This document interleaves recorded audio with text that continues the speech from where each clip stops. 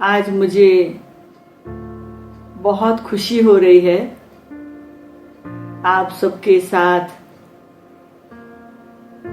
दादी प्रकाश मणि जी के बारे में कुछ विशेष अपना अनुभव शेयर करने में। हम सबकी प्यारी दादी कुमार का जोगी बाबा का यज्ञ जब से शुरू हुआ, बाबा के साथ सेवा में लगे हुए, और मैं जब 1965 में ज्ञान में आई तो दादी प्रकाश मणि बॉम्बे में सेंटर इंचार्ज थे, परंतु कुमार का दादी कहते थे। और वो जब भी आबू जाते तो वो अहमदाबाद सेंटर से जाते तब मिलना होता था। मैं 65 में सरेंडर हुई। 69 तक दादी जब अहमदाबाद से होके जाती मिलना होता, परंतु इतना नजदीक का अनुभव या परिचय नहीं था, क्योंकि कुछ क्षणों के लिए ही मिलना होता था। लेकिन जब 1969 में बाप दादा अव्यक्त हुए, उसके बाद फिर दादी प्रकाश मणि ने संस्था का संचालन शुरू किया तो माउंट आबू में आए। तो जब माउंट आबू में आए उसके बाद तो कई बार मिलना होता था, तो धीरे धीरे दादी के नजदीक आने का बहुत सुंदर मौका मिलता था। तो ऐसे तो 1969 से लेकर अभी तक के तो बहुत अनुभव है, परंतु उसमें से टाइम के हिसाब से मैं कुछ बातें सुनाना चाहती हूँ।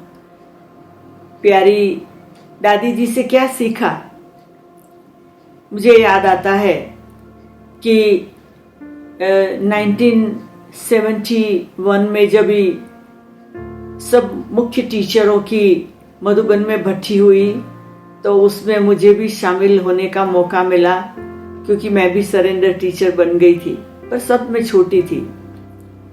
और मेरा ये लक्ष्य था बचपन से कि मैं किसी भी फील्ड में जाऊं, मुझे नंबर 1 रहना है।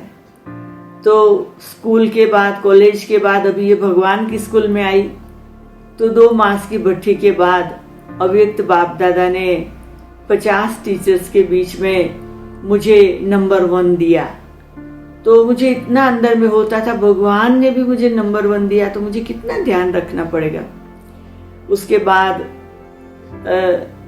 दादी प्रकाश मणि ने मुझे अपने पास बुलाया और दादी प्रकाश मणि ने कहा, वेदांती एक बात याद रखना, भगवान के मुख से तुमको नंबर 1 मिला है, वो बात कभी भी नहीं भूलना। हमेशा अपने जीवन में हर एक कार्य करो तो यही याद रखना कि मुझे नंबर 1 में ही रहना है। तो ये मुझे दादी ने अच्छा पाठ सिखा दिया। तो हमेशा मेरा ये लक्ष्य रहता है कि मुझे दादी ने ये कहा है नंबर 1 में रहना है। परंतु क्या हुआ कि कुछ ऐसा समय आया कि अहमदाबाद में सेवा करते करते, बॉम्बे में सेवा करते करते मेरा विदेश आना हुआ, अफ्रीका में। तो दादी ने बड़े प्यार से एकदम उमंग उत्साह देके मुझे भेजा। अभी क्या है कि विदेश से जब पहली बार मधुबन जाते हैं तो हमें रहता है, ओह हम तो शुरू के ग्रुप वाले हैं, तो दादी रोज बुलाएगी, दादी रोज प्यार करेगी। तो मैं 2 वीक के लिए आई थी और दादी ने 1 वीक में एक बार भी नहीं बुलाया। जब क्लास में मिलती थी, हेलो हाय होती थी, मुझे होता था दादी अपने पास बुलाएगी, मुझे कई बातें करेगी। तो 1 वीक जाते जाते मेरे मन में बहुत सोच, तो मेरे में जैसे थोड़ी सैडनेस आ गई कि अभी 1 वीक बाकी है। तो मुझे मोहिनी बहन ने कहा कि वेदांती तुमको क्या हुआ है, कुछ पेट में दर्द है, क्यों सैड हो। मैंने कहा नहीं, देखो 1 वीक हो गया, दादी मेरे को अपने पास बुलाती नहीं है और मेरा तो टाइम चला जाएगा। तो अभी ये बात जब भी मैं दादी के रूम के पास जाती क्यों होती थी, तो क्या हुआ, दादी को पता चला तो दादी ने किसी को भेज के मुझे दादी के रूम में बुलाया, दूसरे दरवाजे से बुलाया। अब जब मैं दादी के पास बैठी थी तो दादी ने कहा, वेदांती तुम ठीक हो। मैंने कहा हाँ, पर मुझे होता 1 वीक चला गया।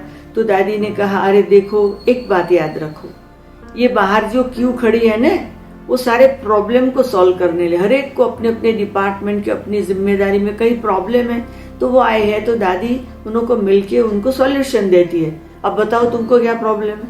मैंने कहा दादी कोई प्रॉब्लम नहीं है, खाली मैं दूर रहती हूँ तो मुझे होता है दादी से मिलूं। बोला अरे एक बात याद रखो, ये प्रॉब्लम वाले हैं ना वो फ्रंट डोर से आते हैं, और तुमको कोई प्रॉब्लम नहीं है ना वो पीछे डोर से। तुमको जब भी मन करे ना ये पीछे के डोर से तुम दादी के पास मॉर्निंग आओ, आफ्टरनून आओ, इवनिंग, जब भी आना हो तुम आओ, तुम्हारे लिए दादी का दरवाजा खुला है। आप सोचिए दादी ने मुझे कितना पावरफुल एक पाठ सिखा दिया कि बड़ों के दिल में रहने के लिए अपना दिल एकदम साफ रखना है, सच्चाई सफाई रखनी, जो बात बता देनी। तो मैंने दादी प्रकाश मणि से ये सीखा। तो ये जैसे मेरे को ये बहुत बड़े लेसन मिल गए। अब दादी प्रकाश मणि से मुझे क्या प्रेरणा मिली, क्या हुआ कि बॉम्बे में एक मतलब सबसे पहला बहुत बड़ा मेला लगा था, और वहां पर मुझे जिम्मेदारी दी गई थी कि सारे स्टॉक को संभालने का। तो मैंने तभी व्रत ले लिया था 1 मास मौन में रहने का। रोज रात को मीटिंग में दादी मेरे को अंगुली मुंह में डाल के कहती बोलो बोलो मुट्ठी बोलो। मैं कहती नहीं दादी मुझे मौन, मतलब मैं बोलती नहीं थी, बस मेरा मौन में रहती थी। तो दादी को अच्छा भी बहुत लगता था, बहुत दादी को मेरे लिए प्यार भी आता था। और क्या हुआ कि दादी मुझे नजदीक बिठाती थी हर रोज, क्योंकि सब बोलते थे मैं बोलती नहीं थी, तो दादी नजदीक बिठाती थी अपनी बाजू में। और फिर मैंने कहा दादी जब मेरा मौन पूरा हुआ ना, तो मौन पूरा होने के बाद फिर मुझे चांस मिला दादी से बात करने का। तो शाम की मीटिंग में सब बैठे थे, तो मैंने कहा दादी कुछ पूछूं? तो बोला हाँ बोलो। तो मैंने कहा दादी आप दादी कैसे बनी?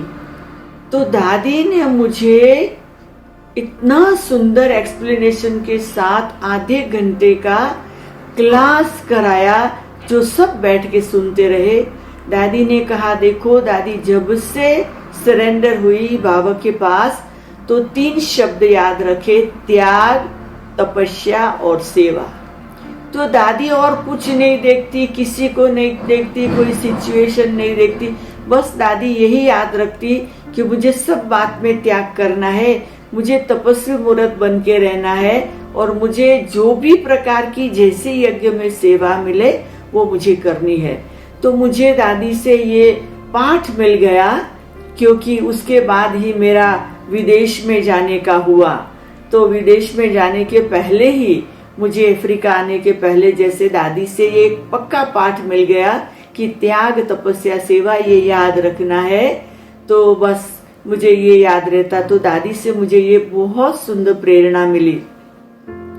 फिर क्या है कि स्पेसिफिक मोमेंट, एक विशेष मोमेंट कि 1989 में जब भी हम लोगों ने, जैसे कि ये हमारा यहाँ जो सेंटर ग्लोबल म्यूजियम बनने वाला था, तो उसके जो फाउंडेशन की सब बात थी, तो दादी को बुलाया था नैरोबी में फाउंडेशन सेरेमनी के लिए। अभी ये इतनी बड़ी चीज थी क्योंकि विदेश में कोई बड़ा सेंटर नहीं था तभी, और ये पहला बन रहा था। तो जब भी ये बन रहा था तो दादी खास आई, ग्रुप को लेके आई। तो दादी को बताया गया था दादी शहर के बड़े बड़े लोग आने वाले हैं फाउंडेशन में, और यहाँ लोगों की फाउंडेशन में भावना होती है कि कोई पुजारी आके सारी पूजा कराए। तो दादी आप क्या समझते हैं, ये प्रोग्राम रखे कि पुजारी को नहीं बुलाए? दादी ने कहा बुलाओ, जिसकी बड़ों की भावना है शहर वालों की वो पूरी करो, कभी किसी की भावना को नहीं तोड़ो, वेदांती बुलाओ। मैंने कहा दादी वो आपसे पूजा कर। दादी ने कहा जो करवाए हम करेंगे। तो इतने सब लोग आए, बड़ा टेंट था। फाउंडेशन सेरेमनी में पुजारी दादी को कहता था दादी अभी ये कंकु लो, ये चोखा लो, ये लो, पानी लो, ये स्वाहा करो, दादी ये नारियल को स्वाहा करो, ये गणेश की मूर्ति को पूजा करो। तो जो भी महाराज बोलता था आधे घंटे तक दादी सब कुछ करती रही। मैं सरप्राइज हो गई। दादी को बिल्कुल चेहरे से ये नहीं दिखाई पड़ा मैं भक्ति कर रही हूँ। दादी को हुआ कि मैं ये शहर वालों की भावना पूरी करूंगी तो भविष्य में यहाँ अच्छे अच्छे लोग ज्ञान को प्राप्त करेंगे। तो दादी ने इतना सुंदर ये किया, और उसके बाद तो लोग इतने प्रभावित हो गए और बहुत सुंदर फाउंडेशन हुआ। और तो एकदम निर्विघ्न ये इतना सुंदर सेंटर बना, बड़ा सेंटर बना और बहुत सुंदर रीति से ये वंडरफुल कि दादी खुद ने गुलजार दादी को कहा ओपनिंग में आप जाओ। तो इसके ओपनिंग के लिए दादी गुलजार खुद आए और इसका ओपनिंग किया। तो देखो दादी की कितनी विशाल दृष्टि थी, विशाल दिल था, बेहद की समझ थी कि लौकिक वालों को भी खुश करने लिए कुछ करना पड़े तो थोड़ी देर के लिए कर लो। तो ये मेरे लिए एकदम दिल को टच करने वाली मोमेंट थी और मैंने उससे बहुत कुछ सीखा। सारे अफ्रीका में अब तक की सेवा में मैं दूसरों के दिल को समझने की बात, जैसे मुझे एकदम ये स्पेसिफिक मोमेंट मेरे लिए अभी तक चलती ही रहती है। दादी मेरे सामने आ जाती है। और फिर क्या हुआ कि जब अफ्रीका में आए तो सेवा के फील्ड में तो कई बातें आती है।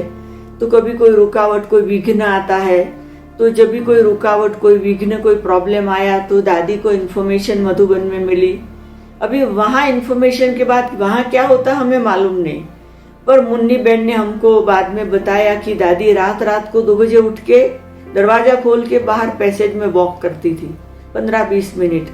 और हम दादी को पूछते थे, मतलब मुन्नी बहन पूछती थी तो दादी कहती नहीं, मैं वेदांती को योगदान दे रही हूँ, वेदांती को योगदान दे रही हूँ, उसके सब प्रॉब्लम सॉल्व हो जाए। तो आप सोच लीजिए कि स्पेसिफिक मोमेंट हमारे लिए ये रही कि दादी हमारे लिए इस प्रकार से कितना सुंदर, जैसे वहां बैठ के प्रकाश देती रही और हमारे यहाँ प्रॉब्लम सॉल्व जैसे होते रहे। तो उसमें क्या है कि दादी ने तुरंत निर्णय ले लिया कि मुझे आबू बुला लिया। आबू बुला लिया, मुझे मालूम नहीं। मैंने दादी को बोला मैं आ गई, अब वापस नहीं जाऊंगी दादी, कोई बात नहीं, मैं मधुबन के बर्तन मांजूंगी, मुझे अफ्रीका में भाषण नहीं करना है दादी। दादी ने कहा रुको। अभी वो अगस्त महीना था, कोई बाबा की सीजन का टाइम भी नहीं था। दादी ने फटाफट दिल्ली में फोन करके गुलजार दादी को बुला लिया। गुलजार दादी आए और गुलजार दादी को कहा कि अभी ये प्रॉब्लम सॉल्व करने बाबा के पास जाना, बाबा को बुलाना है। मुझे इतना वंडर लगा। उस समय मधुबन में 100 लोग थे। तो शाम का समय हुआ, सब मधुबन में बैठ गए वो अपने हिस्ट्री हॉल में, और दादी वतन में गई, गुलजार दादी और बाप दादा आए और बाप दादा ने सबको दृष्टि दी। और फिर बस दादी ने सब, दादी प्रकाश मणि ने सबको बोला आप सब निकल जाओ। और फिर दादी, मैं, 1-2 और बाप दादा। और दादी प्रकाश मणि ने मेरे लिए बाप दादा से बातें की कि अभी इस बच्ची का क्या करना है। तो मैं वो भी जब याद करती तो मुझे होता है वो मोमेंट मेरे जीवन में आई कि बाप दादा मेरे लिए। तो मैंने बाप दादा को बोला बाबा मैं अफ्रीका नहीं जाने वाली हूँ, अब बस पाठ पूरा हुआ, मैं मधुबन में रह के बर्तन मांज। बाबा ने कहा तुम्हारा ही रोल है, तुम्हें ही जाना है और तुम्हारे से ही होना है। ऐसे बाबा के जो बहुत सारे डायरेक्शन मिले और उसके बाद नक्की हुआ। फिर दोबारा दादी प्रकाश मणि ने मुझे फिर वापस मेरा प्रॉब्लम सॉल्व करके अवैध बाप दादा से सोल्व करा के मुझे वापस अफ्रीका में भेजा। ये हमारी प्यारी मीठी दादी, उसके लिए मैं क्या बोलूं, मेरे पास तो कोई शब्द नहीं है जिसने मेरे लिए इतना एफर्ट किया। और हर समय कोई भी प्रॉब्लम मेरे को अच्छी तरह से दादी इशारा देके, एकदम उमंग उत्साह देके, बहुत ही जैसे नशे से एकदम दादी कहती थी तुम्हारा ही काम है, तुम्हें ही करना है। तो जब तक दादी साकार में रही, हमें ये अनुभव है कि दादी मुझे कोई भी काम हो अथॉरिटी से कहती थी, और अथॉरिटी से कहती थी ये तुम्हारा काम है, तुम्हें करना ही है वेदांती।